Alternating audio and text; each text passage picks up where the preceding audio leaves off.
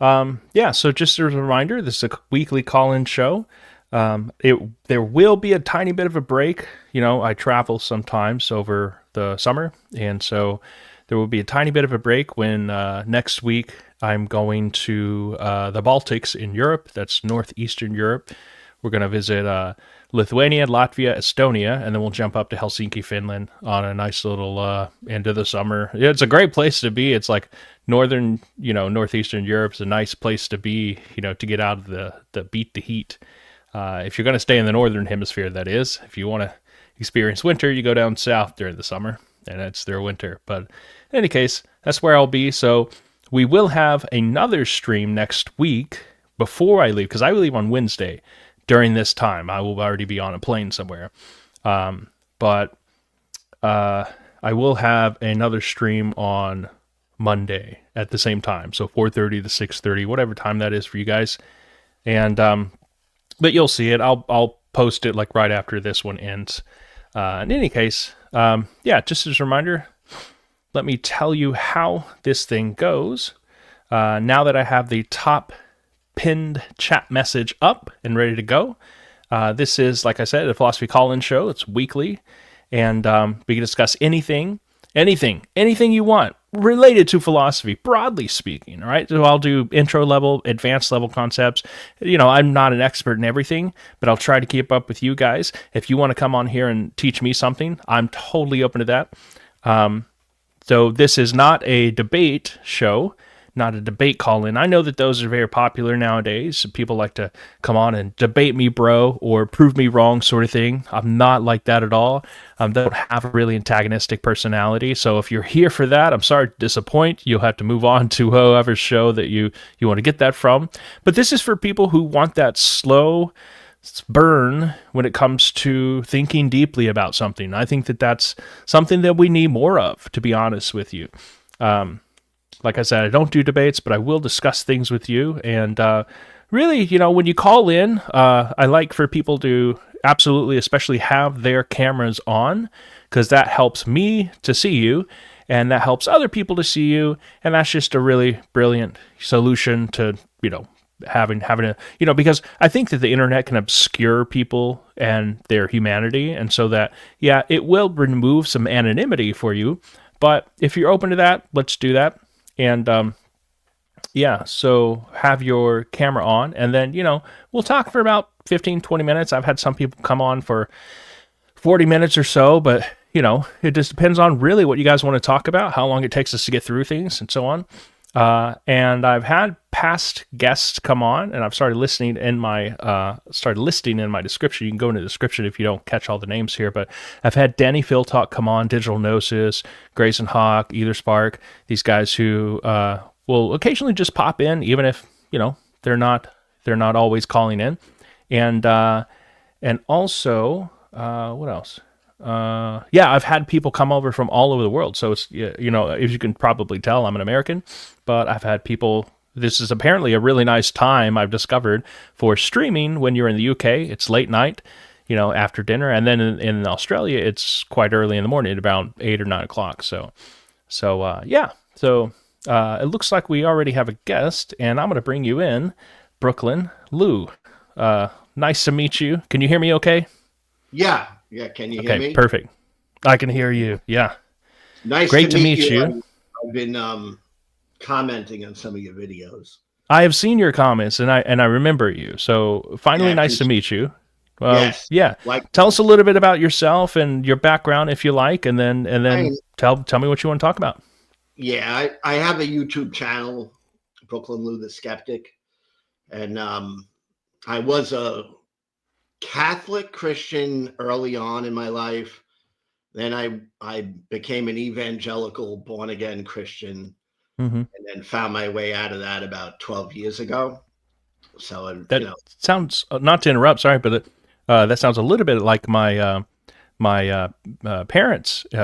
My in-laws, my mother and father-in-law. They grew up Catholic, but went over to the evangelical culture because there was like this Jesus movement around that time.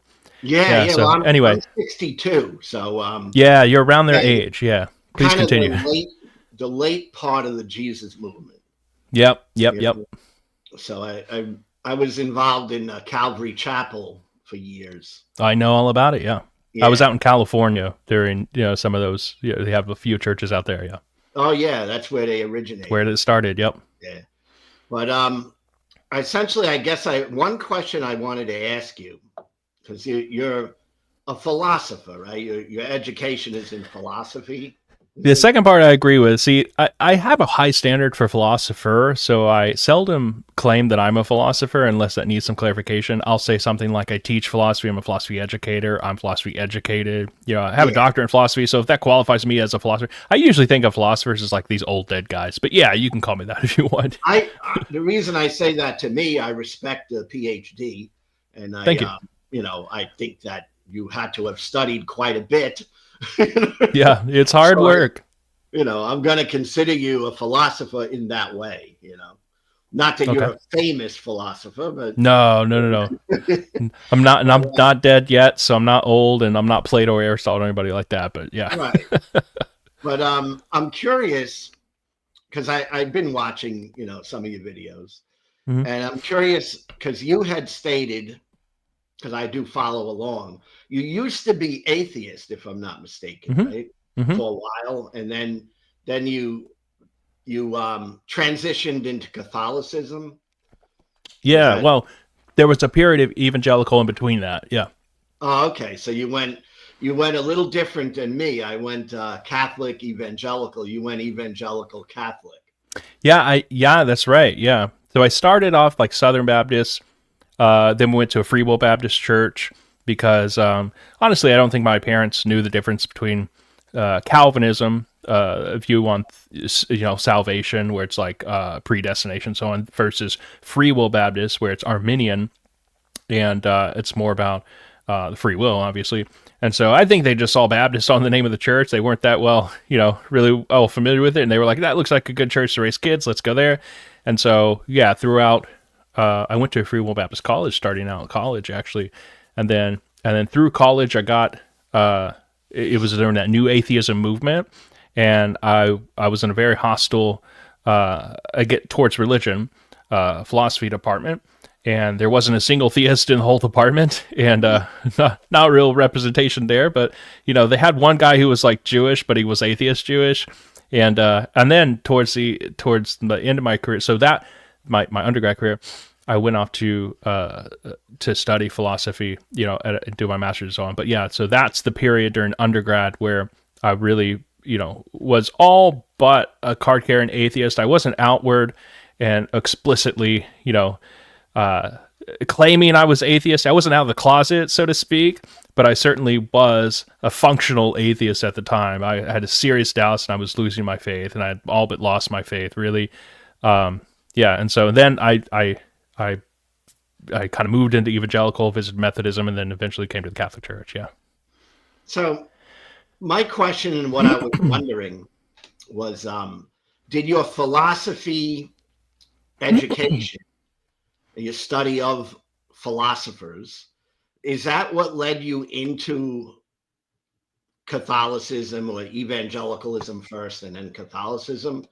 Like, do you think that philosophy is a good way to discern what is true? Yeah, absolutely. Yeah. So I 100% will, the way I tell this story, and I think it's true, is that it was philosophy that brought me back to the faith, because it was because I was having those doubts. I started studying philosophy of religion. I started studying epistemology, like how we can know what we know, and learning about skepticism, learning about cynicism, doubt, and so on, and like trying to dissect all of that within myself. It was a very personal journey. And then, learning more arguments for God's existence, and kind of seeing how evidence gets weighed and how you test propositions against, and so there are different ways to test propositions. Just for example, a lot of people like to kind of banter about like, oh, you've got the burden of proof. No, you've got the burden of proof, and that sort of thing. But I realized that, there are different models and ways of looking at evidence as well. So like, for example, the preponderance of evidence in civil courts, it's just not, okay, so in criminal proceedings, let's just take like justice system's criminal proceedings, it's just, beyond a shadow of a doubt. Like there can't be any reasonable, doubt that this thing is true. I don't think that you get that on theism, any theistic claim that God exists beyond a reasonable doubt, because there's always going to be reasonable doubt, because there are really reasonable atheists out there that can hold reasonable disagreement, and I totally acknowledge that. But there can be this, what we have in civil courts, there's this level of preponderance of evidence, which means that given all the evidence that we've looked at in all cases that can go either which way, all the evidence laid out, does it match this one or does it match this one? Like, does it support, let's say, theism to be more likely true than not true? And that's the level of civil suits, and that's kind of how I was like, okay, that, and then realizing like accumulative case argument, which is built in there, and the abductive reasoning, which is like reasoning inference to the best explanation, and so on. And so that just got me like to really rethink what it meant to like think about evidence and belief and knowledge and so on. And yeah, but anyway, sorry, I've said a lot there. So no, I appreciate that. I'm learning. The preponderance of evidence. Am I to take that as you don't claim any absolute knowledge of a God, right? Mm-mm. Given that you believe it's it's a very likely scenario, right? Yes. So I will say this. So I think you can have knowledge without having certainty, because I take certainty, philosophers take certainty to mean 100% certain. Like, you cannot possibly be in error about something. So like 1 + 1 = 2, you can't possibly be in error about that. You're just always going to get it right. Logical truths, mathematical truths like Descartes, I think, therefore I am. Like, you can't be in error about those things. Even if you tried to be wrong about those things, you couldn't. So those are to the level of like 100% certainty, like way up here. As I teach my classes, so this is like 100% certainty. If you think of it like a beaker full of liquid, like the liquid be your evidence. Like your level for knowledge, if you're marking the beaker along the way, it would be about not 100% certainty. It would be somewhere in here, maybe. Your level at which, beyond that threshold, you have knowledge. But you don't need 100% certainty to meet that threshold. I mean, you've met it once you get there, but I think a lot of mistake comes from people assuming that I can't know anything unless I'm 100% sure about it. And that's just not how we use knowledge in everyday life, honestly. Like, I remember I know where I parked my car. I know that my wife loves me. I know that my son, I don't know, is playing right now. But I don't have 100% certainty about those things. Yeah, I agree with you on all that. So I look at it the same way, as a spectrum and levels of belief. I don't have any absolute belief myself. Yeah. I'm on a spectrum, right? Yeah. So we totally agree on that.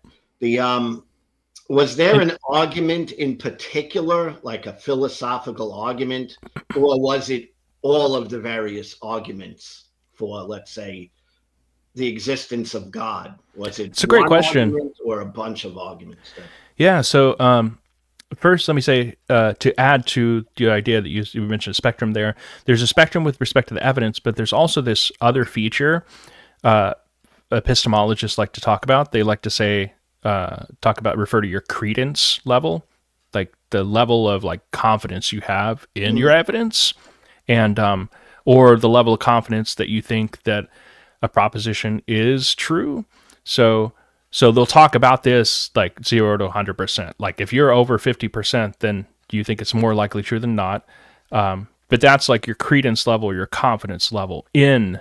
So let's say like I have evidence, but let's say it's a little bit lower than that threshold for knowledge. You might say, I still think it's true, but I also acknowledge that my evidence doesn't match the threshold for knowledge. Or you can say, okay, it's up here beyond threshold, but I think that my confidence maybe isn't matching that level of evidence, and I don't think it's true. So that's a little bit of like weirdness there, but that's a subjective feature of the mind. But with respect to your question, yeah, go ahead. One argument or a group of arguments that eventually tipped you over? I think it was a group of arguments. Honestly, it was, so again, going back to the cumulative case approach, like it's not just one argument that Christian theists have. It's it's dozens of arguments for God's existence, dozens of pieces of independent evidence, let's say, for the resurrection of Jesus, the existence of Jesus, and so on. So it's like a lot of that. Now I can say, like, I think I prefer this one or that one being stronger, or this one or that one to be more convincing. Like, and I've said before, I say, look, like, for example, the cosmological argument. I like the cosmological argument. I think it's really convincing to me. Like one of the 5 ways. It's probably like ways 1, 2, and 3. The contingency argument's number 3, but 1 and 2, let's say, is the cosmological argument, like infinite regress and so on. I like that one, but I don't necessarily want to say that it's the strongest. I just find it the most convincing. It could be that I'm just like bad at assessing arguments for the existence of God. It could just be that I'm more likely to be convinced by the cosmological argument, but I do like it a lot. I think it's most convincing for me. Again, that goes back to like the credence level. But I think it's a strong one, also objectively speaking. But yeah, so that's the one I prefer. And then I have like, it's just the preponderance of the evidence and all the evidence in the cumulative case. Yeah.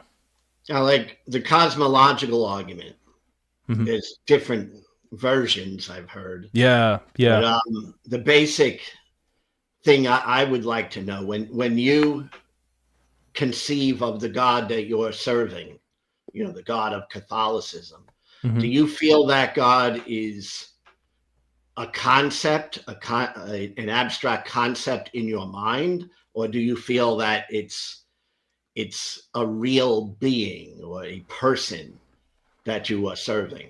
Because the cosmological argument for me, the weakness was it doesn't prove any particular God, right? Like, you could use Kalam is, people say the Kalam cosmological argument. Right. And that was basically, as far as I understand, was used to prove Allah, Yeah, because absolutely.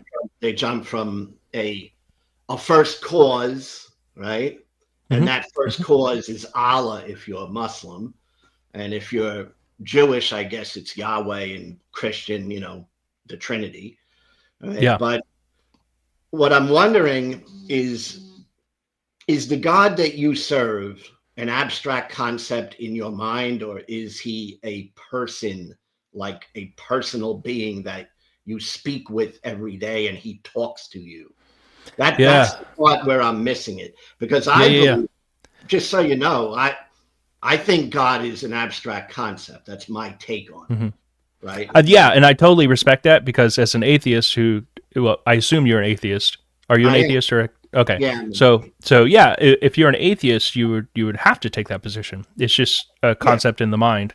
I don't think it's merely a concept in the mind. As a theist, I think that God actually exists, that he is a being, that he's a person. But it's careful. It's good to be careful here, because I remind people of this, because in order to avoid any straw men, which I'm not suggesting you're doing, but just to head off any misunderstandings, just to say that God is a being or a person does not mean that he's just another thing in the universe.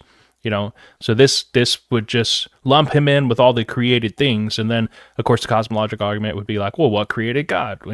Well, you can head off that misunderstanding as just being like, well, God's not just a thing in the set of things in the universe. He is the ground of an explanation for all those things, and so he's something quite other and sovereign and different than that. So. But yeah, I don't. With respect to like you asking, I know this is a minor point, but does God speak to me and so on? Perhaps he does. I'm not very like mystical experience kind of person, as you can probably tell. I don't think God gives us all the gifts, right? And even Scripture says this, like some are given these gifts, some are given these gifts, and so on. So I got, for better or worse, this gift of like intellectual headiness, I suppose. I have a little bit of emotional depth that I'm thankful for, but like I don't have like the mystical religious experience gift like that many people do. Many people find the faith that way, and so I don't have that. And so if God speaks to me, which it's no doubt that he does, I'm not sure that I'm always listening, to be honest with you. And I don't have a reliable method to know. But there are some times when I'm like, yeah, that felt like God was speaking to me, but it's usually in hindsight. And just because I'm like wary about that, like when God's speaking and when he's not, doesn't mean God doesn't exist. It could just be that I'm a really bad listener, that I'm just a really bad, vehicle through which he's trying to speak. You know what I mean? See, one of the things, I guess, that led me out of the Christian faith was the abstract nature of God, right? Because it was something where I could not distinguish, and it took years. And I probably took 3 years to get out of it. And one of the things was I could not distinguish what was a God talking versus what I was thinking. Okay, because every time I would talk to God, and I used to pray and talk to God, I would think God might have said something to me, right? Yeah. But I always came to the conclusion after critically analyzing it that it was a thought that I had. And that's one of the things that, that's fine, by the way, if that's, people can live like that. But for me, it wasn't good enough. It's like, well, yeah, I mean, I had a thought. I kind of started thinking that if I was brought up maybe Hindu, I might have thought I was speaking with Vishnu, right? Yeah. Because I would think of that imagery or that concept in Of course. mind, and maybe I would feel Vishnu was saying something to me. So I just, that's the part where I could go as far as saying God's a concept in people's minds. It's when it goes past that I would struggle. And I've talked to so many people, and I've never had anyone demonstrate that they actually hear from a being, right, a person. And I would have to ask, do you think God is a person? Because I think it's three persons. I get different views on that, Yeah. Like, yeah, absolutely. So I think God's Trinity is three persons in one. And that's significantly different than the alternative, which is being an object in the universe. A person has agency, can act and do things and so on. So like, if he's not a person, then it would be really difficult to account for God creating something, because only persons, creation is an action and only persons do actions, because agents in the Latin agere just means to act. So agents are called agents because they are actors. And so God's got to be, on the Christian view, an agent or a person, at least one. And Trinity says he's three. So with respect to like the different religions, this one way to think of it is like, look, a person over in India could say that they felt Vishnu was speaking to them. I think that's a fair criticism. So, and I think we find some common ground there. But I think a different way of looking at the same situation is just to say, look, you have people independently in different cultures thinking that something supernatural or divine or transcendent is speaking to them, something. And so that's independent evidence, independent of culture. They haven't developed parallel beside each other, and yet they still have this belief in all different cultures. So that's a significant datum, let's say. I'm not saying that we need to hang our hat on anything like that, but that's a significant datum that needs explanation.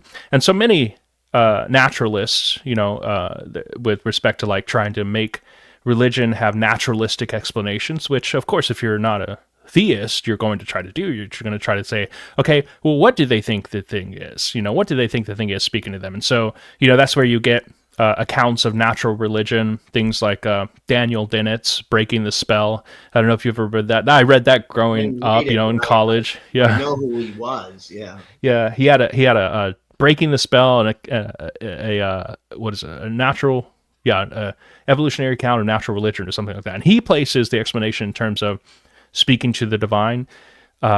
It's in terms of speaking to one's dead relatives and then one's ancestors, and then those ancestors become really, high in someone's mind, and then they're gods. The problem with that, I like reading that account, but I think it's highly speculative with not very much evidence behind it. It's just like, okay, we've got to try to explain this somehow, and so we'll try to build a theory around it, and this is our best shot. But it's highly speculative and doesn't really have any grounding in evidence. But it's like, Yeah, but it's just a different perspective. It's like, let's take this. I fully agree with you. I have common ground there that, you know, a Hindu could very much believe that they are being spoken to by Vishnu. But I think what you said as well, that's not good enough for you. For me, yeah. Yeah.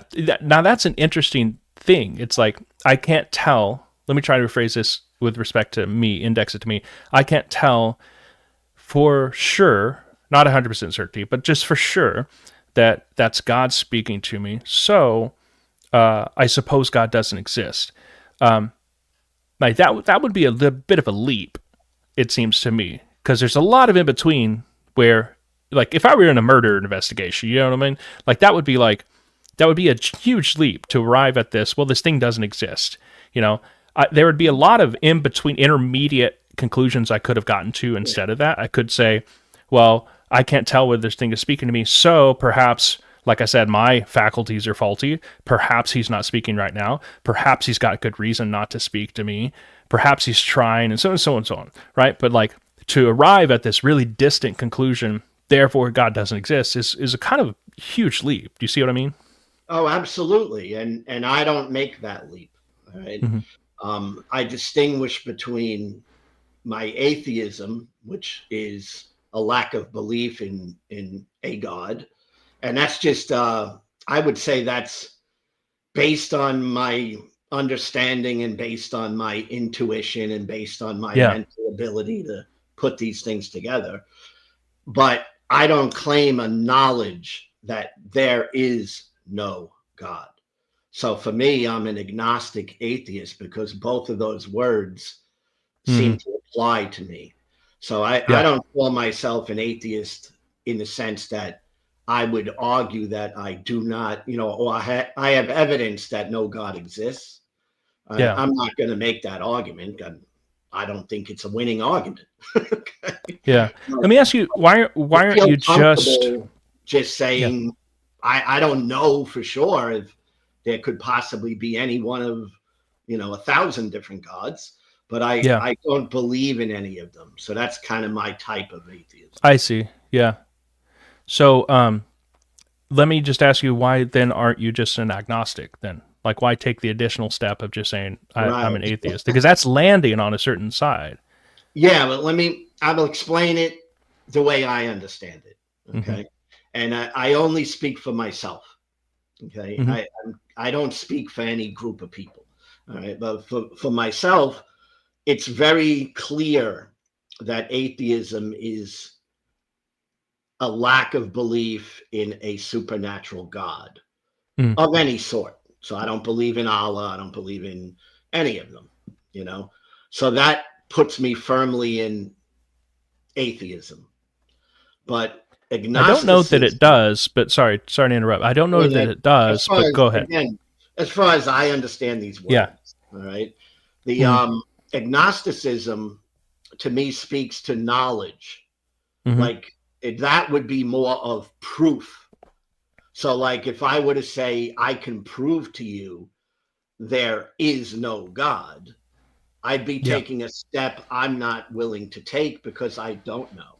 All right. So I put myself or categorize myself as both agnostic and atheist. Gotcha. Now that depends on the person, right? I mean, there's some people who would say, you know, I know for certain there is no God. Yeah. And I would call that, I guess, a strong or a pure atheist, maybe. Yeah. But I'm in the category of I do not know if there could possibly be. I think it's possible. I'll even go that far. I think it's possible there could be a God, but that possibility doesn't make me a theist because I have to really believe it. You know what I'm saying? Yeah. And I don't believe it. So so I would call myself agnostic atheist. Yeah. That's how I explain that for myself. Interesting. Yeah. Yeah. So I'll say a couple things, then I'll give you a last word here because we got someone waiting. This has been really enjoyable, but I wonder, thank you for that rundown of like how you personally see this and so on. I think that's super duper helpful. And it's really helpful, like not only getting in conversation with someone, but also like breaking down the way they see the categories, because the categories are the categories, but in philosophy, which this is the domain of philosophy and philosophy of religion, very often people can stipulate what they mean by a term.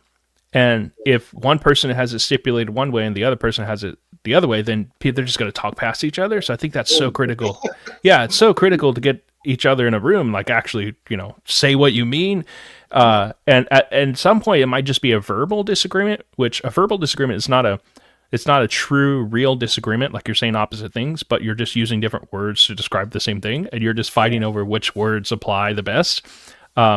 And so, of course, I could get into that with you, but what's the point? Like, I could say, well, atheism to me means this, and at that point, we're just arguing over who gets to use the word better. Yeah, but so there's no need to do that, I don't think. But yeah, this has been really helpful. And one thing I'll say before I give you the last word is this: I wonder. You mentioned that you think it might be possible that God exists, and I wonder. This reminds me of Alvin Plantinga's modal ontological argument. Have you ever heard of this argument? It's the idea that if it's possible that God exists, or let's say if it's possible that a maximally great being exists, it's going to exist in some world. He uses possible worlds to speak of this. Possible worlds is just modal logic talk that was kind of co-opted by the sci-fi, science fiction, and then multiverse, and then got into Marvel and multiverse, and now it's in our public mindset. But it originally started as just modal logic, which is a development of Aristotelian and then modern logic. But in some possible world, way out there, a maximally great being exists. And then the few premises later, he says, well, if that being is maximally great, then he would have to exist in all worlds, including the world that I'm in right now. Therefore, God exists. It's very clever, weird argument. I've heard stuff that. Yeah, I just give it to you to chase down if you want. It's quite an interesting thing. Yeah, right. It is a form of the ontological argument. Yeah. I think I recently posted something about it on my posts where William Lane Craig is talking about this, and he's talking about the ontological argument in general. But then he mentions Plantinga's version, and then he says, yeah, this is because he says ontological argument of Anselm in the medieval period is quite tricky as well. A lot of atheists will disagree with the conclusions, but they'll find it difficult to say which premise went wrong, and so they know something's weird about it. So ontological argument in that way, but Plantinga uses modal logic to kind of expand and develop and extend it.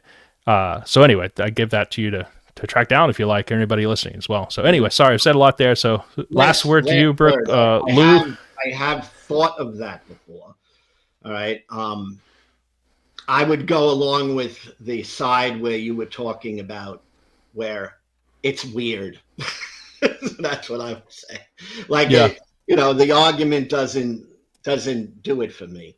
I mean, this maximally great being. All right. All right. It's it just doesn't have any punch to me. It doesn't mean. That's the thing too, because just because we started with, just because an argument goes a certain way, there's still that, let's call that your evidence, just because your evidence rises to a certain level. And first of all, you have to attend to that evidence. And then you have to say, okay, what are my credence levels with respect to that evidence? And the evidence isn't always the same in kind. It's not just it could be different in degree. It's not just oh, it's all quantitative. I have this much evidence. It's also different in degree, the quality of the evidence as well. So being a good assessor of the evidence is a big thing. One last thing, because you mentioning it just came to my mind. That goes back to what I initially said in my own personal beliefs. All right. To me, that's very conceptual, right? Can you conceive of a maximally great being? All right. Yeah. I mean, I can conceptualize God. So that's not my issue. Yeah. All right. My issue is I don't believe God is real outside of the human mind.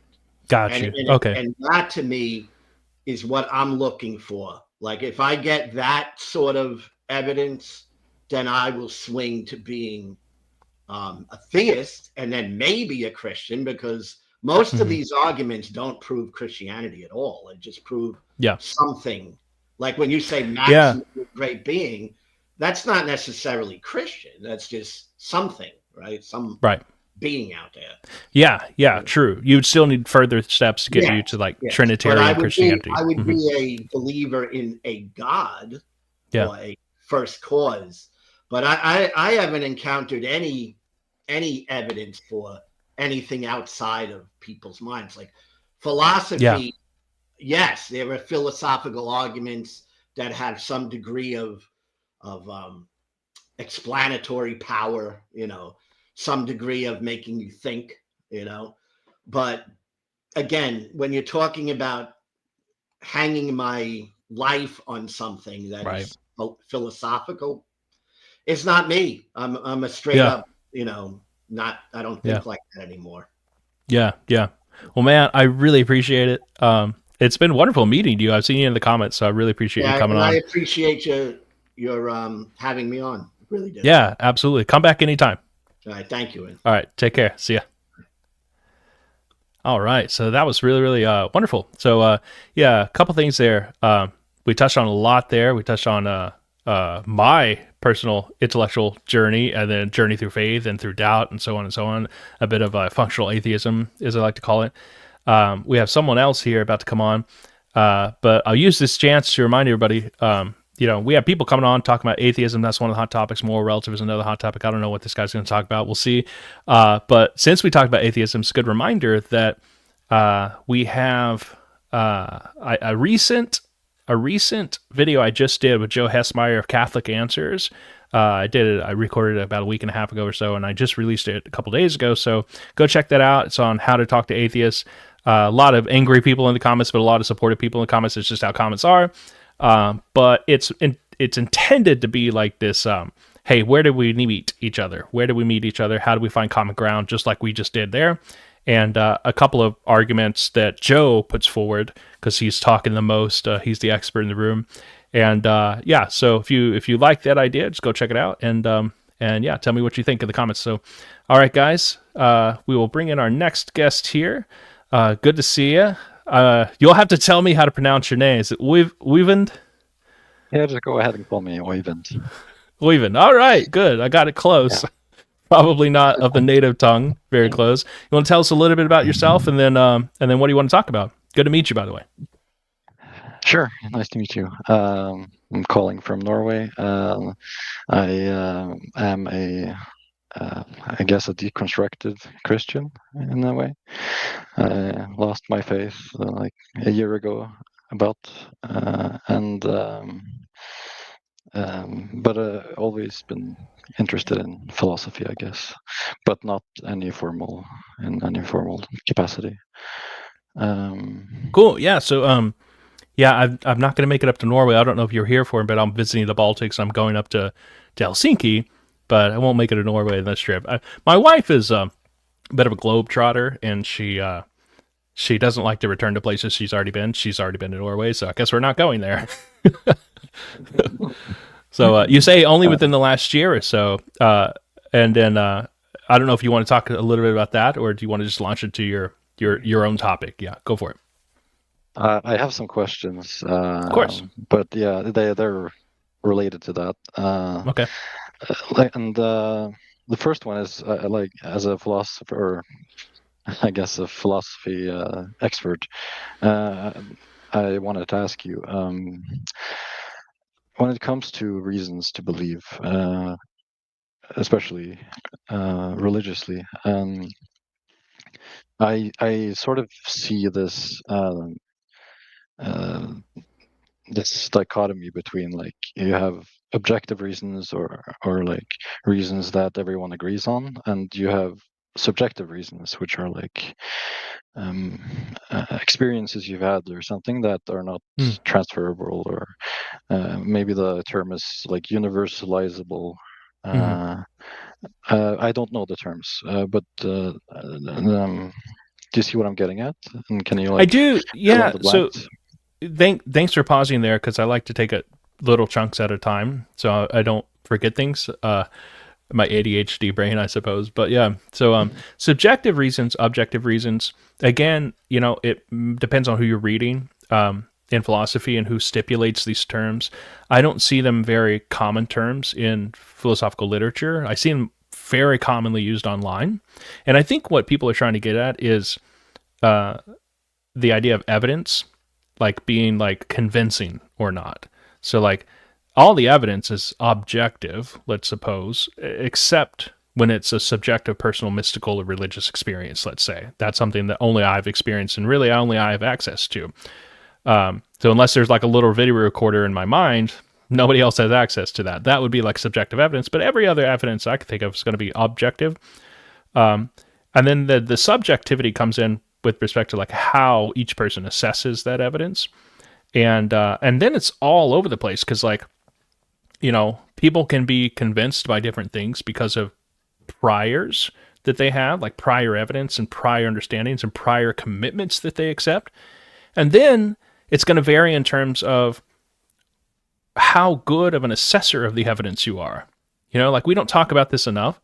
Like you can be really good at shooting free throws in basketball, and then another person can be like really crappy. It's the same way with respect to assessing evidence. Like some people just aren't very good at it. And I don't think we talk about it enough because that gets into like really personal, things. But, so you can be just a really bad assessor of the evidence, even though the evidence may otherwise be very strong. So I think probably that is what people are getting at. But I'd have to, I don't know if this terminology being used much in the philosophical literature as far as what I've read, but I've seen it a lot online. There are different terms being used? Yeah, like just what I said, evidence, and then in terms of, like I was saying to Brooklyn Lou, people will talk, epistemologists will talk in terms of credence levels or confidence with respect to that evidence. So your evidence can be, like I said, use this beaker, 100% would be a certainty.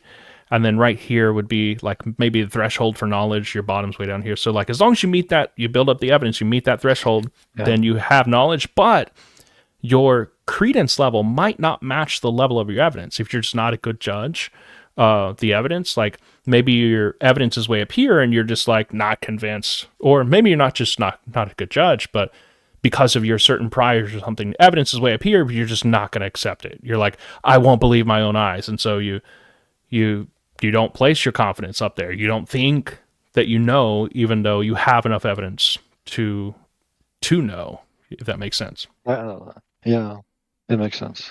Human psychology is crazy, man. Human psychology is crazy. Yeah, very complex. So when I was talking about subjective reasons, actually I was talking about the thing you mentioned with like a personal mystical experience. Oh, okay. Because it seems like if you dig into like why people believe, mm-hmm. a lot of people, like maybe most people, will answer that there's some kind of mystical reason, and maybe that's like the primary reason, and then they try to like they realize that it's not universalizable, or I don't know if that's the term, but it's not it's not something that can be convincing to someone else, unless they have the same experience. So they try to like make up the difference with philosophical arguments, but like emotionally, primarily it might be the personal experience that's the reason they believe. I grant that happens, and it may happen a lot. Do you think that there's something wrong with that? No. Okay. Only when only if they sort of don't see it themselves, that they show up with all the philosophical evidence, but that didn't actually work on them, but they try to make it work on other people. Oh, I see. Well, let me ask you this. So let's just suppose for a minute, so the question at hand is whether that method of, let's say, rationalizing and then trying to explain to another one using different evidence. Whether that method of proceeding is a bad method, I don't think that the method of proceeding is a bad method, because take this with respect to, like, let's say you experience, I don't know, a crime, like you have subjective evidence, let's say, you're the only one who saw it, and now you've got to explain to other people who don't have that experience that this thing really happened. You can't offer them your own subjective experience, so you have to offer something else in place. You have to say, well, Jones did it because, well, Jones, see, he wasn't in his office at the time. You're going to use like the objective parameters and standards and so on. He wasn't in his office. Let's look at his punch card. Let's look at the evidence. Let's look at any video footage we have of him leaving and coming and so on. And so I think that that's a fine way of proceeding, assuming that God does in fact exist. Like, if you want to assume that God doesn't exist, then of course it's going to be like, well, that's all, what they're doing is terrible because there was no subjective experience. And I grant that if God doesn't exist, then having a made-up experience trying to rationalize it would be bad. But the method of doing that, assuming God exists, and in any other context, like, is a perfectly fine way of proceeding, if that makes sense. Yeah, and you have to, like, you have to adapt to the other person in essence, I guess.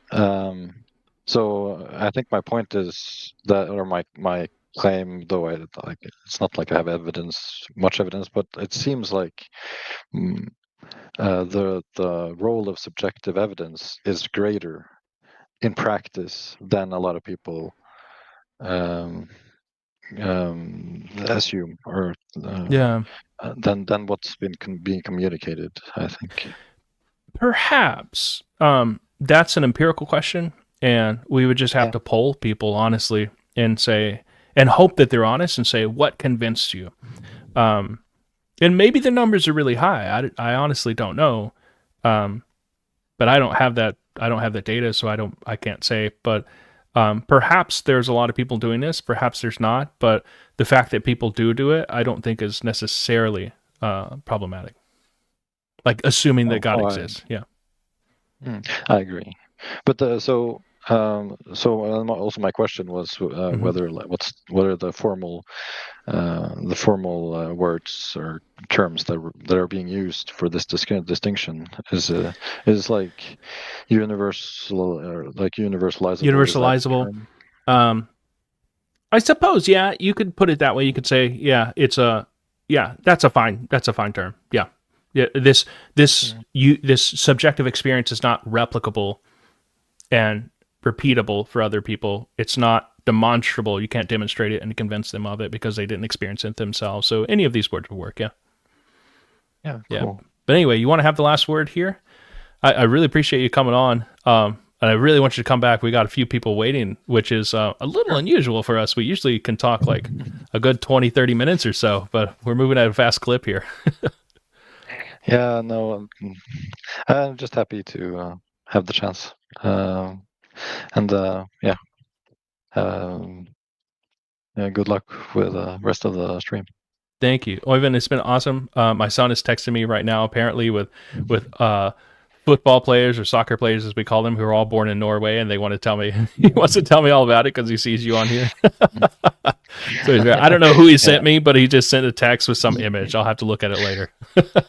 yeah, there's one right now, but yeah. Good. Cool. All right, well, it's been a pleasure. Come back anytime. I appreciate you coming on. Thank you. All right, thanks. Take care. Thanks, you too. Bye. All right, so it looks like we have another guest coming up soon, Objective Ethics. I'm about to bring you on, but before I bring you on, would you mind turning on your camera? I like people to see you, and I know other people want to see your beautiful face, so if you need a couple minutes to get gussied up, we can always send you, go over to the next person.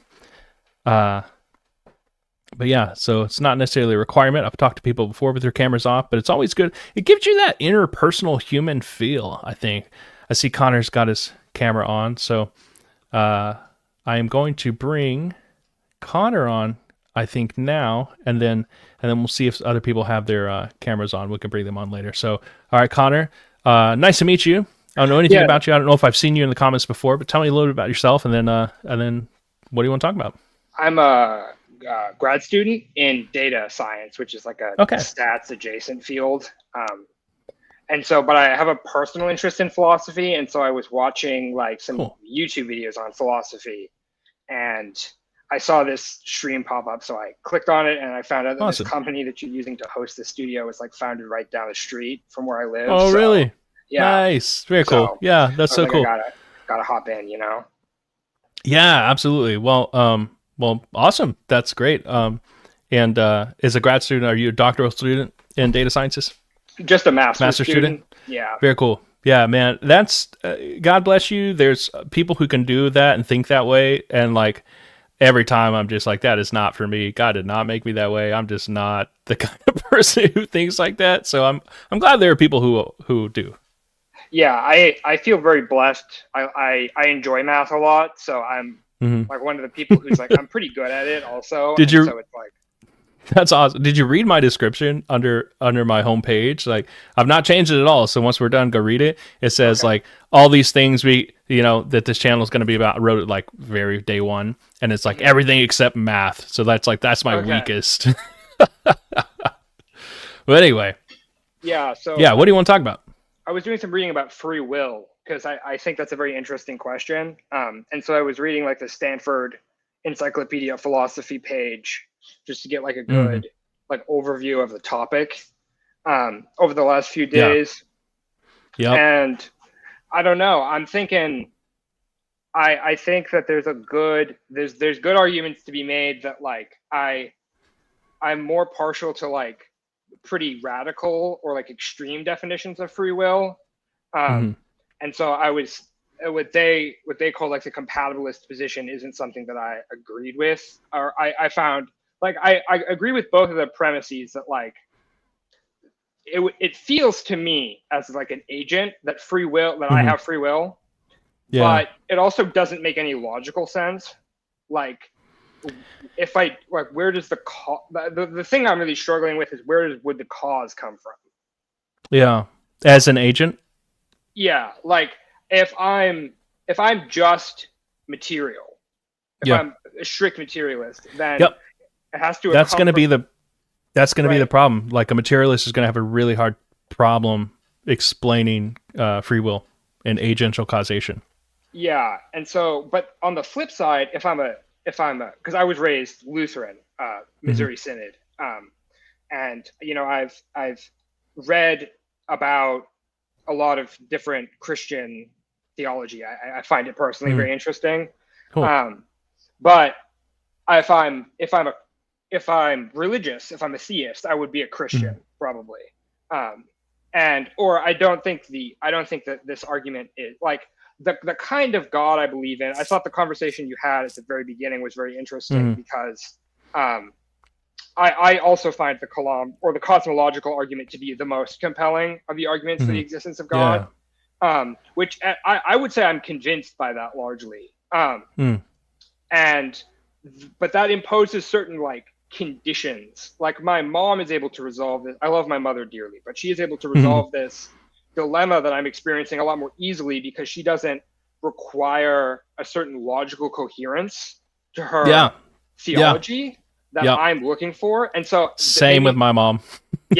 So maybe the answer is like I should just do what my mom does and not like my mom is she's like a very faithful person, and so she's I think striving towards this thing. And so is it really I don't want to get too far afield because I didn't want to talk about free will with you.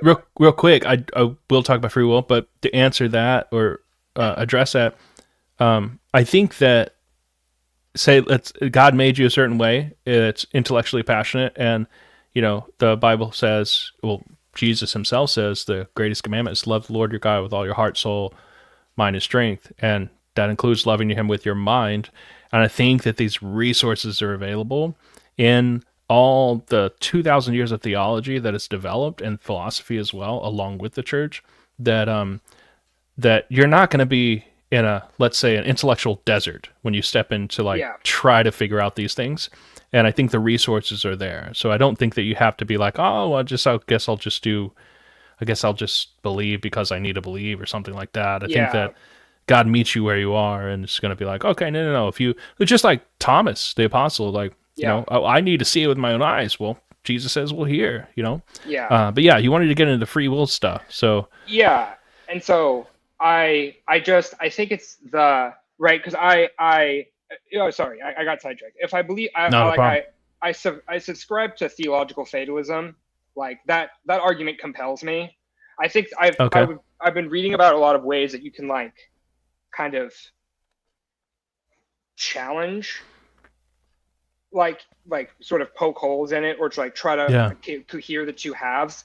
But I'm largely an incompatibilist about like divine foreknowledge. Like that argument is convincing to me, and I don't like for the God that exists to be worth worshiping in any meaningful way. I think it requires sort of like omnipotence, omniscience, and omnibenevolence. Yeah. But I don't really understand how you can reconcile that with human free will. Got you. Yeah, man, it's like, it's weird because God has omnipotence, and omnibenevolence and omniscience does not necessitate that he at all times needs to display his omnipotence. So like if God wanted to minimize his power, or let's say just not exercise his power because he wanted to give humans free will, like that's totally open to him. There's no logical contradiction to that. So I think that's what free will shows. Yeah, and so because I'm compelled by that. Like I saw a YouTube video earlier this morning that was the one thing God can't do, and it was about the like, can God make a rock that he can't lift video thing. But like, and as far as my understanding goes, there's a lot of things God can't do. He couldn't have made me a different person because then I wouldn't have like there's like creation exists and it like exists in this way, and so God couldn't have like made it a different way. Yeah.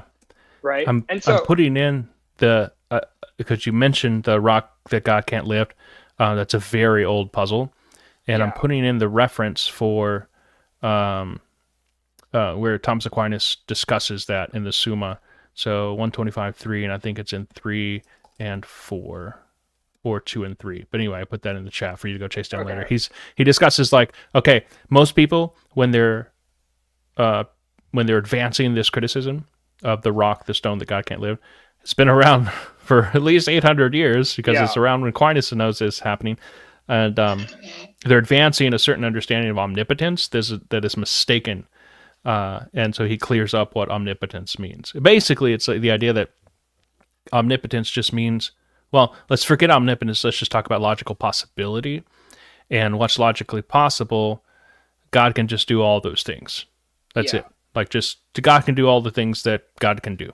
And if things aren't possible to do, then God can't do things nobody can do things that aren't possible to do. So God will be no exception. But anyway, sorry, that just got me sidetracked. Yeah. And so the one of the compatibilist arguments that I found more compelling was from Origin or Oregon. I've only ever seen it written. Yeah. Origin. Okay. Origin. Yeah.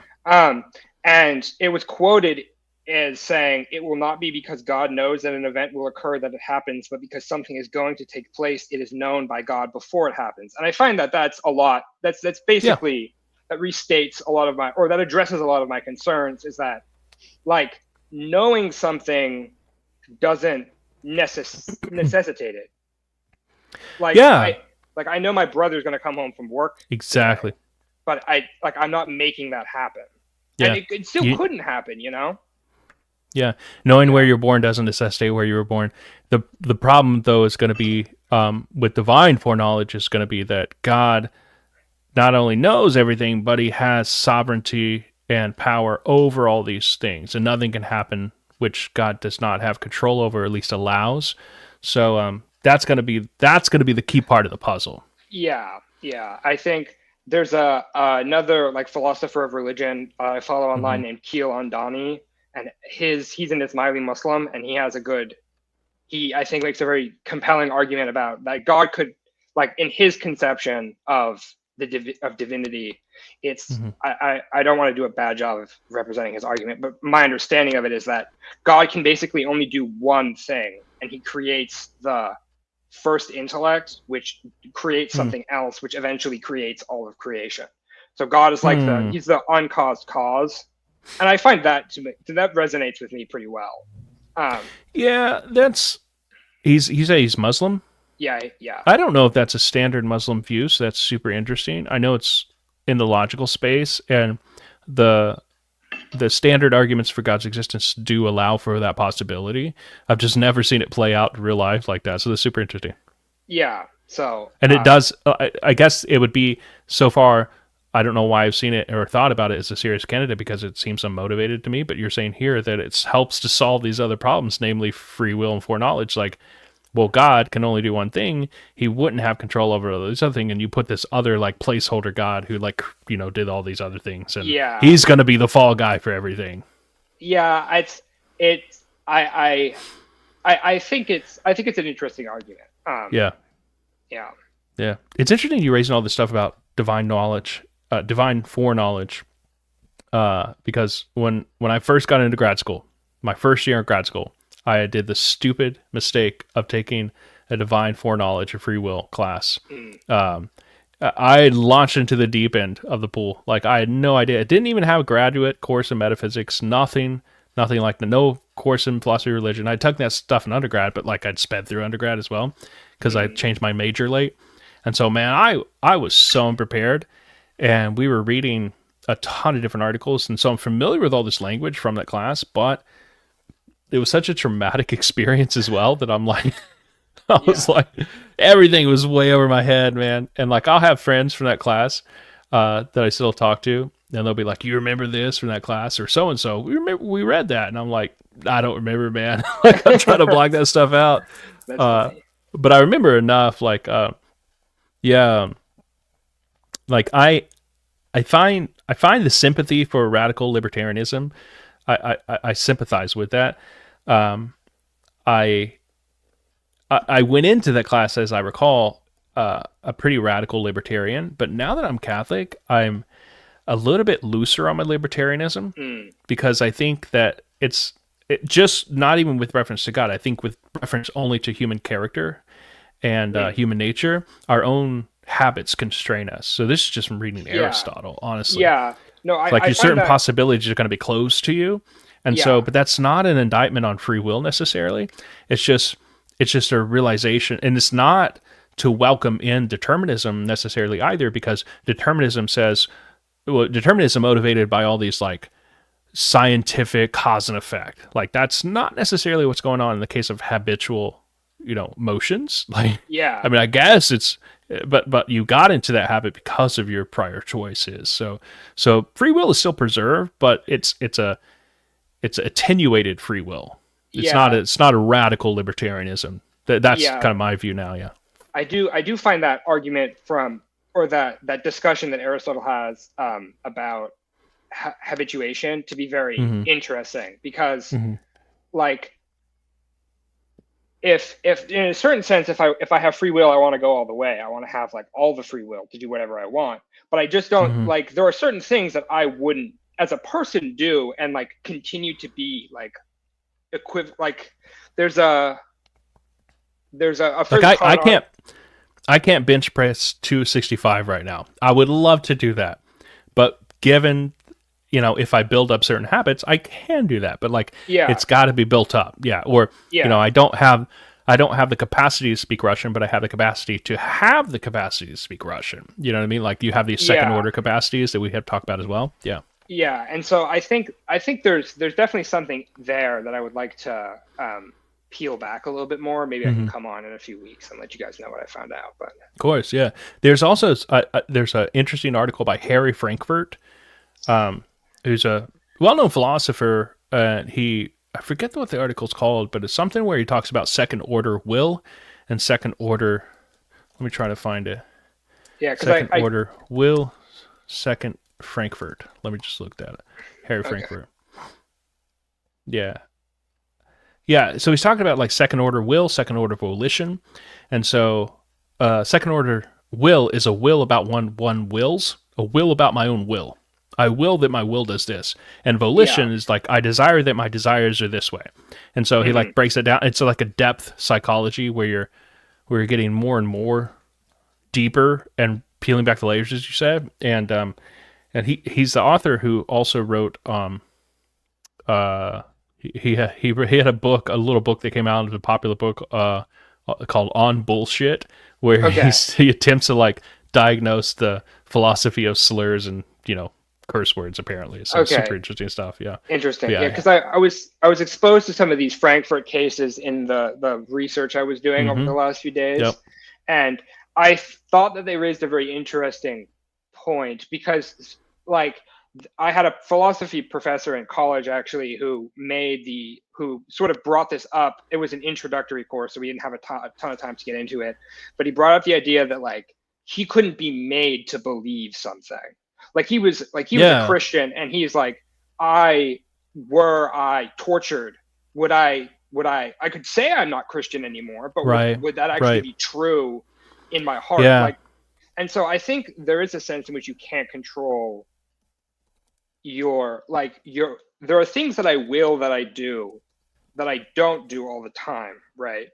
Yeah. And so it's like I think that yeah, that view is I just put it in the chat if you want to take a look. It's called doxastic voluntarism versus doxastic involuntarism, or more precisely, it's indirect versus direct doxastic voluntarism. Voluntarism is just the will. Doxastic just means believe. So using your will to change your beliefs. And I agree with him. I think most philosophers agree with him. Like it's a clever and interesting topic. Like when you get intro to philosophy students thinking about it, it's like I can't change my beliefs by will. It's pretty true upon reflection. Like I can't just make myself believe that the lights are off in this room. I can't just do that. But I can do what it takes to have that belief indirectly. I can go and just turn the lights off, and then I can make myself one that believes.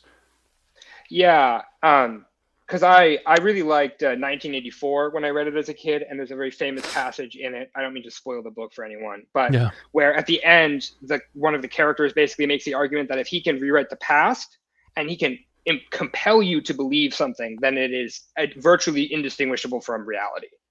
It's like this form of like extreme solipsism. And I think that I don't actually accept the premise that the character makes anymore. Because I don't think you can compel someone to believe in something. Really, like in their heart of hearts. Well, I think probably what he's getting at is not a forcefulness of belief, but still he's talking about persuasion there. But at that point he's using a different approach. That's called the pragmatic theory of truth. I just put that in the chat. The idea that whatever is practical, or whatever, or you can say constructivist theory of truth as well. It's not that what's true is true, what is real is true. It's just that whatever I invent, and like, if I repeat it loud enough and long enough, then people are going to believe it. I don't think he's necessarily getting at forcing people to believe it. Yeah, that would be the idea. Yeah. Okay. I may have to reread the passage, but that's. I can let you. I haven't read it. Oh, you haven't? Okay. Yeah, I haven't read it. Yeah. If my memory serves, he's the villain. He's torturing the main character at the end, and the example he uses is floating up on a bubble, like a soap bubble, and he says, if I do it and I put it all the records that I did it, and then we torture you until you say that I did it, then as far as anyone else is aware, like from the outside. Exactly. And so, man, that reminds me. I'll give you a last word here in a sec, but that reminds me of the exact same scene of. Have you ever seen Martin Scorsese's Silence? Yeah. The film. Oh, it's amazing. The idea of like apostasy, and are these guys really apostates, or did they? And so there's no real visible signs that they've ever defected from the faith. Yeah. But like outwardly, they all appear like they've always, defected, and they've always been apostatized and so on. They've always followed the Japanese ways and so on. But yeah, it's an amazing film. It's one of those films that, like, if you're going to watch it, you need to clear your evening and set aside 3 hours and think of nothing else, and don't have a phone in your face, because like that film will mess you up, but in the best way possible. I recommend anybody watch it, but you need to like prepare and brace yourself. It's an amazing film. Yeah. So anyway, last word here. Yeah. Well, I appreciate you letting me talk about this. I'm definitely going to drill into some of these things. I appreciate the suggestions. So thank you. And I'll probably absolutely. maybe next week. Awesome. Glad to hear it. All right. Thanks, Connor. It's great to meet you, and I hope to see you next time. Okay, bye. All right. See you. Bye. All right. That was really, really pleasant and enjoyable. So again, this never fails to disappoint. I like seeing people just talk about different things. So we're about to bring on Objective Ethics. If you have a camera, it'd be lovely to have it on, and then we'll see what you want to talk about. So again, a reminder, guys, I won't be at my normal time next week. I will be meeting with you. I'll launch it here right after this closes. I'll meet with you on Monday at the regular time, 4:30 to 6:30 Eastern. And because I'm going on a trip to Europe, I won't be back for another 10 days or so. I'm leaving a week from today. So then we'll be, the following, I guess you'll see it on the schedule, whenever it appears. If you've got notifications on, you'll see it. But yeah, but normal time is Wednesday, 4:30 to 6:30. We'll just, that 1 week, next week will be on Monday, and then the following week we'll take a break, and then the following week we'll be back. So, all right. So we are bringing on Objective Ethics. And first of all, I like the name. Can you hear me? Or I don't know if I can hear you yet. Yeah. Can you hear me, brother? Yeah. Okay, great to see you. So do you have a camera? Do you mind putting it on, or do you? Just real quick, I'm actually recovering from a major surgery. I'm in bed right now, so I'm not inclined to. I'm not inclined to. I understand what it's like. No worries. I was just in the hospital a couple of weeks ago and stayed overnight, so I would not want to be seen. So I completely understand. Thanks for letting us know, though. You. Yeah, no tell us a little bit about yourself. No, I appreciate about it. Thanks for mentioning that. So tell us a little bit about yourself, and then what do you want to talk about? Oh, very good. I'm an agnostic, and I caught the conversation you had with Mr. Brooklyn, and it just brought up a few points that I wanted to just touch on really quick. And I'm going to talk fast because I assume I'm up against the clock here, and out of respect for you and your time and anybody waiting in line. So slow me down or stop me whenever you want to. I'll try to keep up. Go ahead.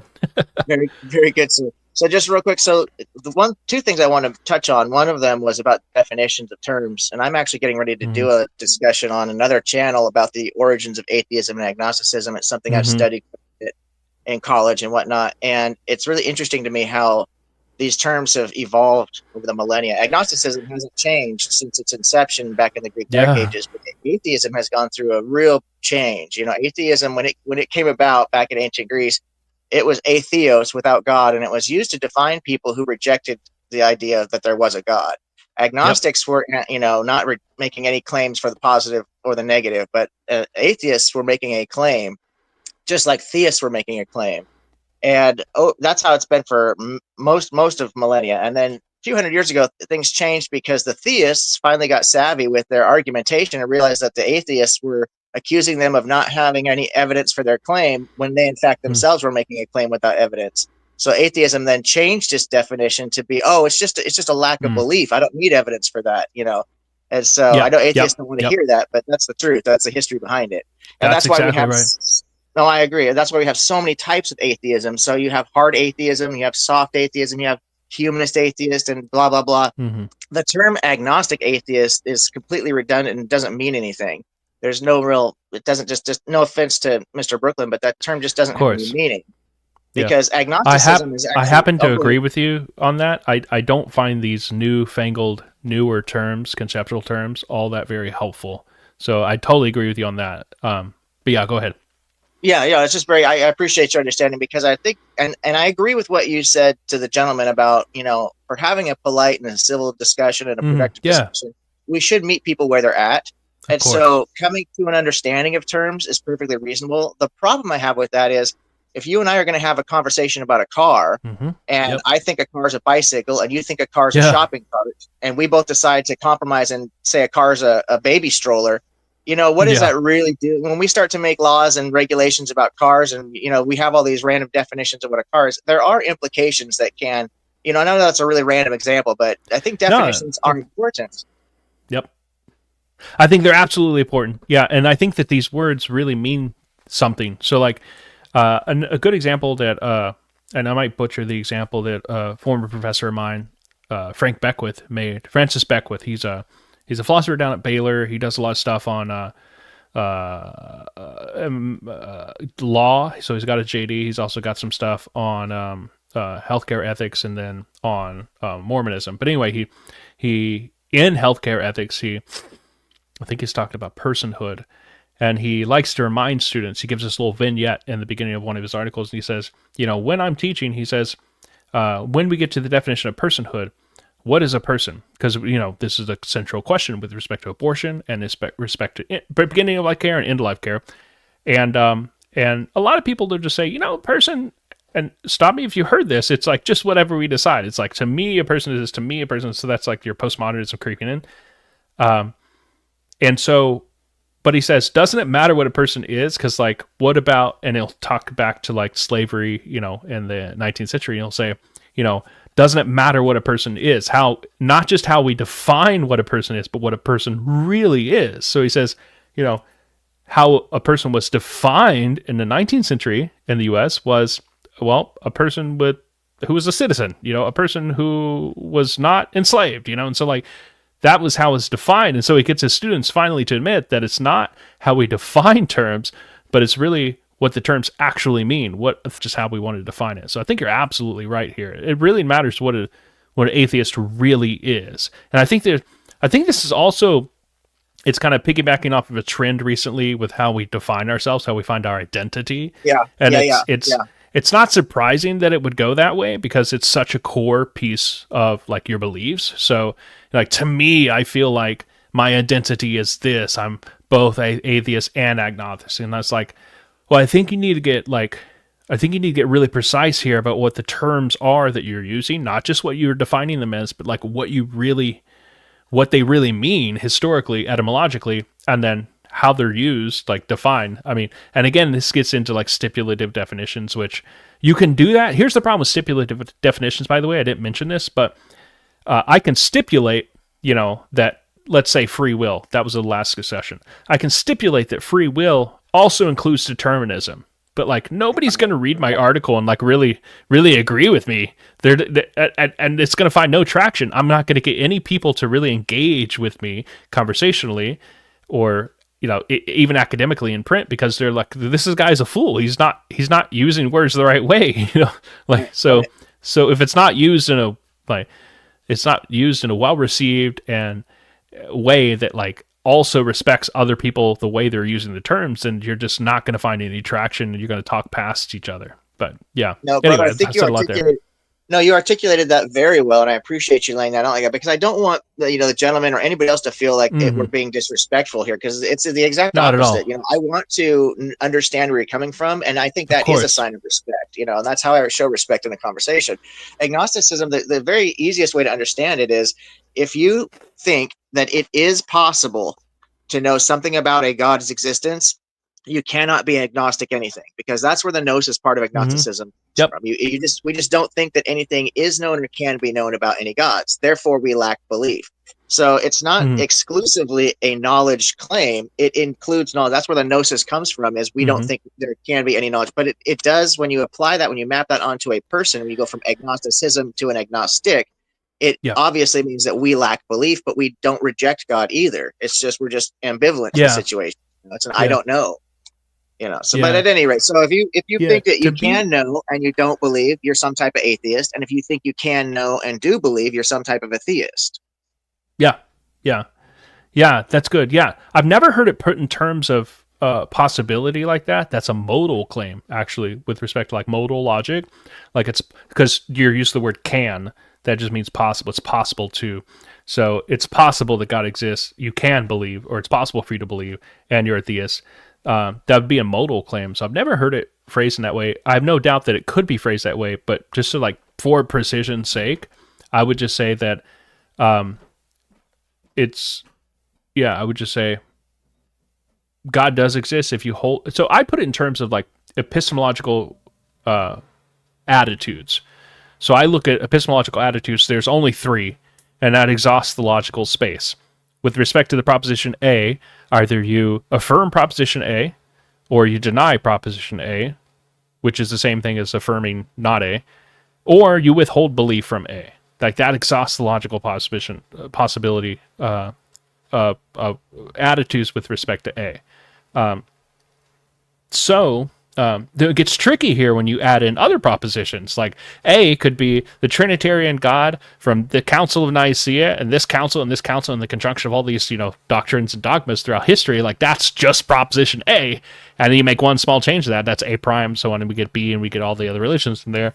And then it's like, okay, man, I affirm this and deny all these. Like that's a huge conjunction at that point. It is, but I think But that's it the doesn't accurate way of change. defining it. Yeah, but it Because you're doesn't looking at- change the same basic nature and approach.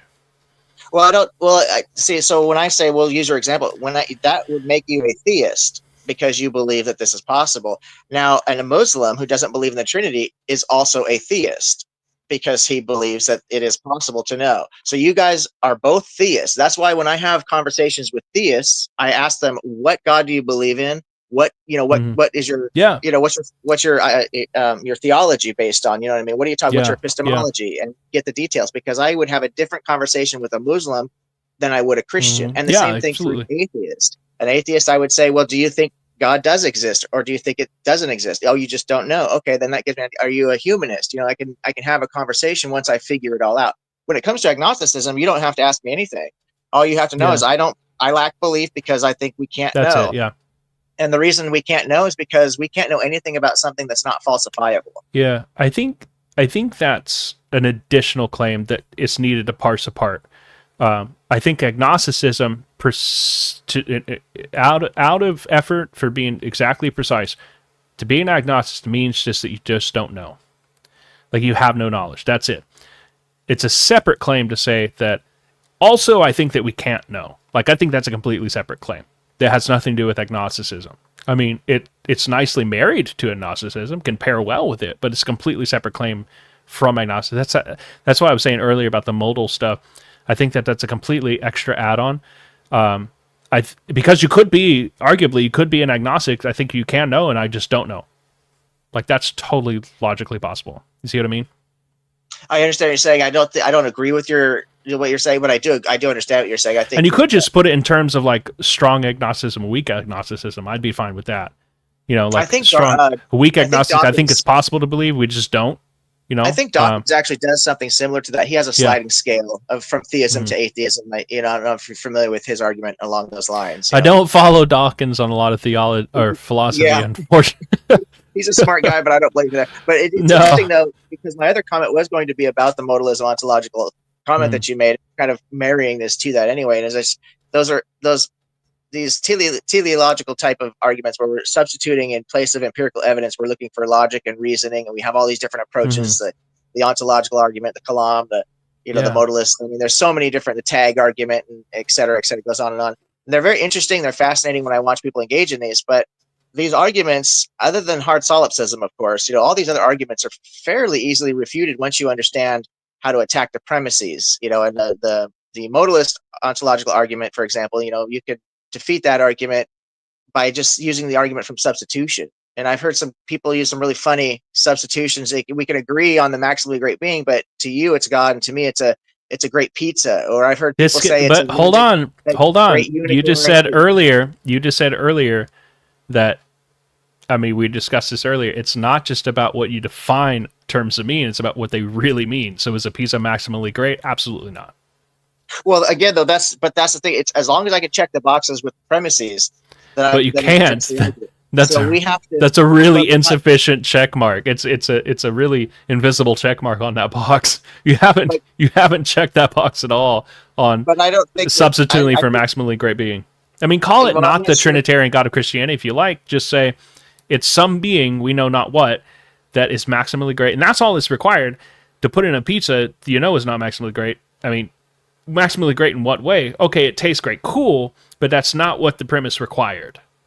No, but I can apply any maximally great quantities to my maximally great pizza that I want to, because it's maximally great by definition. So I call it a pizza. Omnipotence and omniscience and sure, I can give it anything.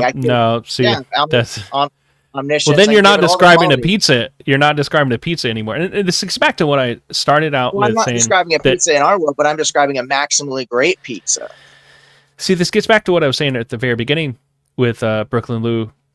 that God is not just another, this is what many agnostics and atheists get wrong. God is not just another object in the universe that we can just sort of think of, like, oh, we can substitute things in. God is not just another thing, another created thing. I mean, read Aquinas on this. God is the ground of all being and the explanation for all reality. This is not just another, it's not just another taco. It's not just another planet. You know, it's not just another person or human being. Like, that's completely, vastly, wildly different and transcendent and sovereign over all the other created things. It's not even created. So if you want to address on pain of presenting a straw man argument for the Christian, you have to wrestle with what the Christian actually argues, and that's what they actually argue. So it wouldn't be a pizza. I agree with you that is the Christian's definitions, but again, it's all definitional at that point. So then we would have to come to an agreement of what are we going to agree upon that the maximally great being is. You know, do we have to say that, you know, for example, I could take all loving off the table? You know, are we gonna, you know, whose definition of God are we going to go with at that point? That's fine. And look, it's fine if you have some vagueness in there, and what is defined as maximally great. We'd have to follow planning on that. We'd have to read his original argument and see kind of how he initially presents it, and then see if we want to depart from his original presentation. I think that would be the fairest approach. Yeah. And then, you know, I don't think that we'd ever find ourselves at pizza. You know what I mean? That's complete straw man. You know. Yeah, it's fine if we want to substitute things and be like, okay, maybe not omnibenevolent. Okay, maybe not. Maybe I want to argue about what maximally great is. It's not going to be all kind. Fine. But at least you're wrestling with the actual argument in its strongest form.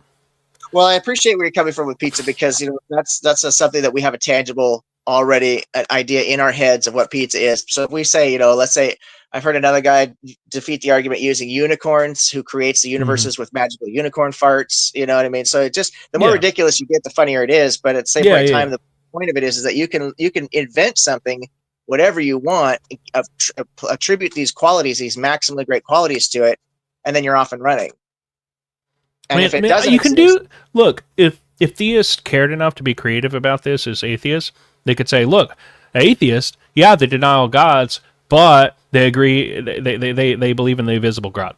Like they believe in something. It's like a magical unicorn or whatever. You're not saying anything real, you know, like you're not saying anything truthful about what the atheist actually believes. I agree. I agree with you 100%. The point is not to produce something that's true. The point is to expose how fallacious the argumentation actually is. If I could you could say, hey, this guy believes, he's proven that it's possible to believe in the maximally great magic unicorn, and you'd be right about that, as ridiculous as that sounds. The point is that I could use all the premises that you're using to promote, to prove, quote unquote, or to not prove, but argue for the existence of a maximally great being called God. We can come to the same conclusion using the substitutional method. So what does that really get us? You know, it's interesting to me that I think, you know, with a lot of this philosophy, the reason these philosophies have come about is because there is a lack of empirical evidence. And I think that's what most of the argumentation comes down to. Let me say something here. To your defense, all right? And you might not ever experience this phenomenon, but I'm going to say something in your defense here. You might be coming from a place of this. Like with the original ontological argument, there was a guy named Gaunilo, Gaunilo. He's often in anthologies presented along Anselm's original ontological argument. And originally, Anselm argues that there has to be a being greater than which nothing can be conceived. Gaunilo, also a Christian, also a priest, also a monk, says in response, in criticism to Anselm, that, well, I can imagine an island greater than which nothing can be conceived. So this is the origin of that criticism. But it dissolves once you understand that when God is conceived of, he's not, again, I go back to, it's not just another object in the universe, like an island, like a Snickers bar, like a taco, like a pizza. Like, it's not just going to be another object, it's going to be the ground of all reality. We're talking about being greater than which, it's not just a being, it's being, capital B, meaning being itself, existence itself, esse itself in Latin. So that right there, like, that's doing a lot of heavy lifting, and that's the context of scholastic philosophy that Anselm's working within. It's a little surprising that Gaunilo makes his criticism with respect to that without appreciating that heavy lifting, ontological heavy lifting that Anselm's doing. But the criticism of the modal ontological argument is coming from it's a very distant grandchild of that original criticism from Gonolo, who's a contemporary of Anselm. Yeah. No, very, very well put. Yep, absolutely. Very interesting stuff. Yeah. Anyway, you want to give the final word here? It's been a real pleasure talking with you, and you've challenged me on things. I hope I've challenged you on things, and neither one of us got mad, and that's fine. I like these conversations. But anyway, go ahead. I hope you get better, by the way.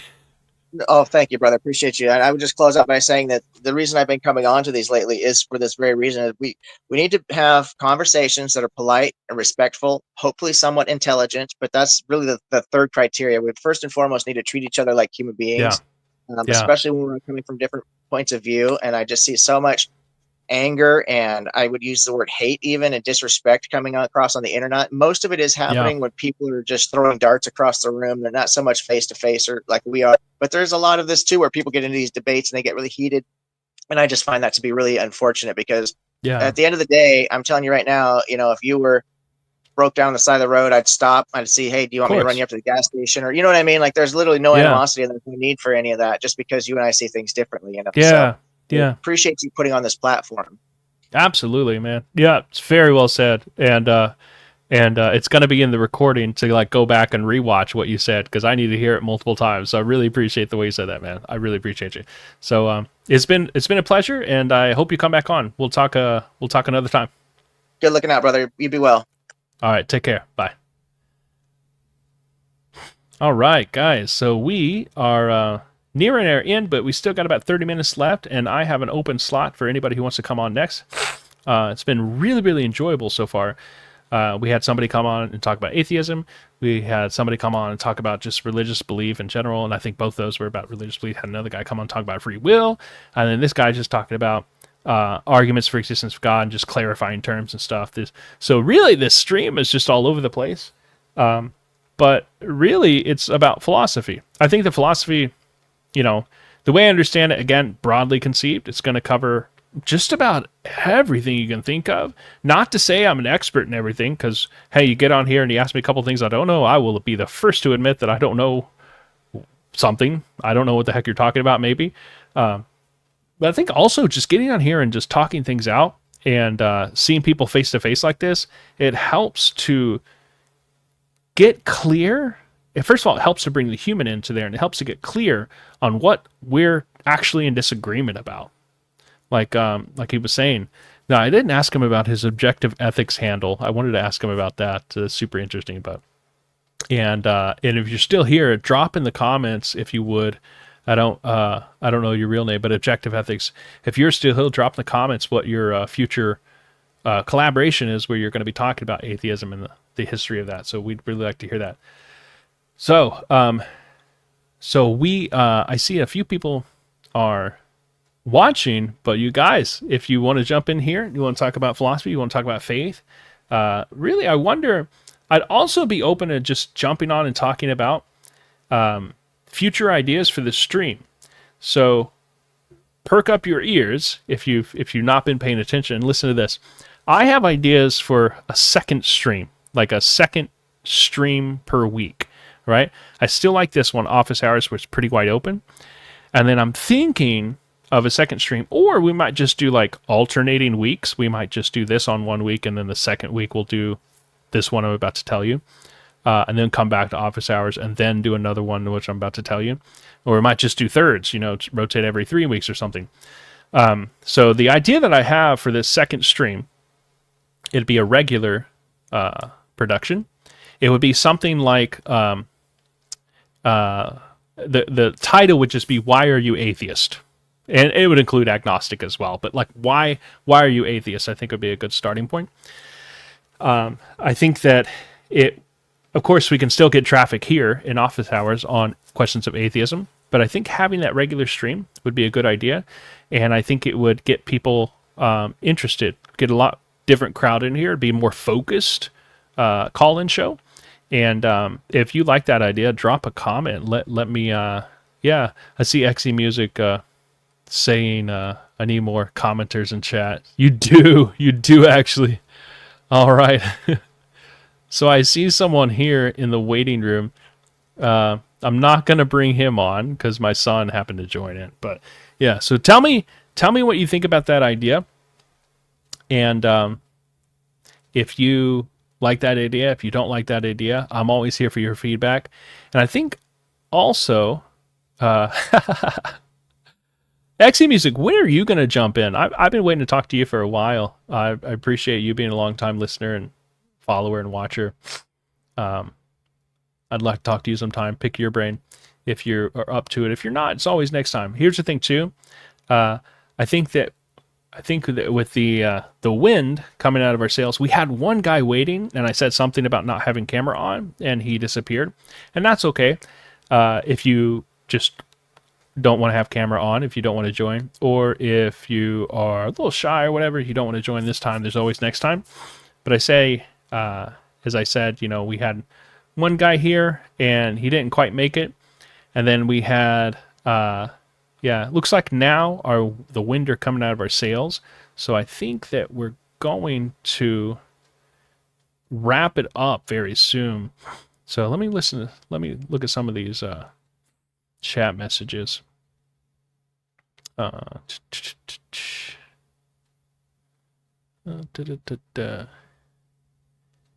Nemo Caution's chat. I totally agree with you there, XC Music. Doing office hours, actual office hours right now, someday. Are you really? That's super interesting. Like, I find it's so funny because when I hold actual office hours on campus, nobody ever actually shows up. Nobody. I think within, like, let's say a semester of office hours, one person may show up. And it may be to take, like, a makeup exam. Well, if you include makeup exams, it might be like 2 or 3. If you include somebody who actually just wants to show up during regular office hours, wants to meet, wants to chat like this about just whatever, that's like once every 2 semesters or 3 semesters. It's wild. It's wild. So it's crazy how people just don't show up. I think it has to do with, maybe the timing and stuff. And also students are a little bit shy when it comes to their professors as well, but you guys are all older and you don't have that problem. So all right, so I think, guys, we will wrap it up here, and no need to go the entire time. And so going once, going twice, going thrice, and sold. I'll listen to this last chat here. I don't usually do summer classes either. XC Music, what do you teach? Is it you said something about linguistics. Is it something like linguistics or languages that you teach? I actually don't do summer classes either. They come at a premium. Yeah. Anyway, all right. We will put a pin in it there, and I will talk to you guys next time. Again, big reminder: I'm live again, not Wednesday, but on Monday of next week, 4:30 to 6:30. Linguistics specifically. Cool. So thanks for being here. I will see you on Monday, and then I hope you guys do well, and take care. All right.